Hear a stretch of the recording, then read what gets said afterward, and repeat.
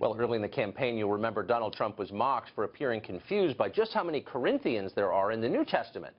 Come election day, did evangelical voters care? Well, if they did, it didn't affect their votes. They supported Trump overwhelmingly.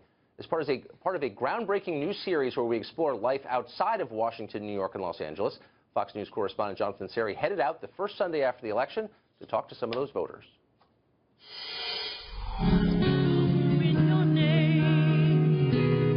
Republicans have long courted Christians, especially during the primaries, but Donald Trump won white evangelicals by a record 81% in last week's presidential election. Unlike a lot of previous nominees who sort of backed away and kept those voters and their issues at arm's length during the general election, he embraced them and pulled them close. It may seem an unlikely marriage for a candidate who's been twice divorced and often criticized for vulgar banter. They were never under any illusions that Donald Trump was one of them. But conservative political activist Ralph Reed says evangelicals had a simple request. That he shared their issues agenda and that he would fight for it.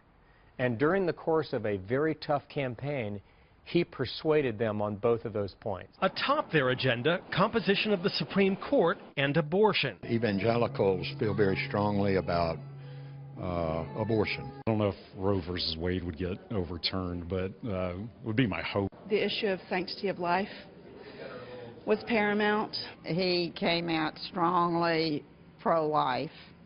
Hillary definitely is not. And the fact that he's pro-life is my main reason. I'm not necessarily voting for a candidate, I'm voting for the platform. Dr. Michael Youssef, who runs a worldwide television and radio ministry, says evangelical voters don't just care about where their candidate stands on the issues, but the people he surrounds himself with. I know Mike Pence, who's a great man and a stalwart supporter of life. He's been that when he was in Congress.